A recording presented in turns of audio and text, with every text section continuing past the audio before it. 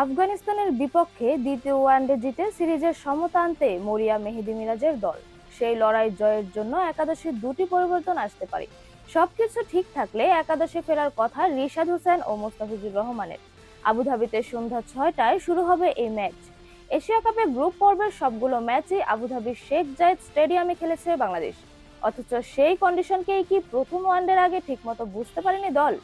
এই প্রশ্নটা মনে জাগার কারণ টাইগারদের একাদশ। আবুধাবির কন্ডিশন অনেকটাই মিরপুরের মতো, উইকেট অনেকটা স্লো, সেই সঙ্গে আছে টার্ন।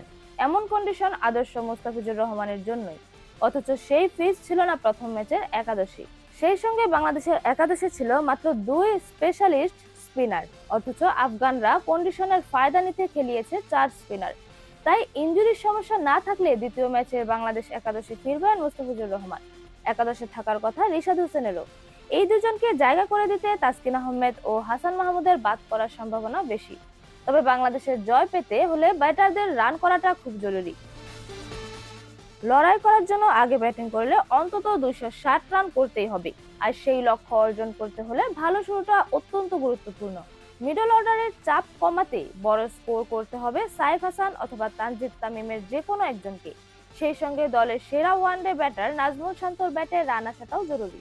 আফগানদের বিপক্ষে 3টি টি-20 ম্যাচেই চেস করে জয় পেয়েছে বাংলাদেশ। সেখানে প্রথম ওয়ানডেতে টস জিতে আগে ব্যাটিং নিয়েছিলেন অধিনায়ক মেহেদী হাসান মিরাজ। দ্বিতীয় ওয়ানডেতে আবার টস জিতলে মিরাজের সিদ্ধান্ত পরিবর্তনের সম্ভাবনাই বেশি।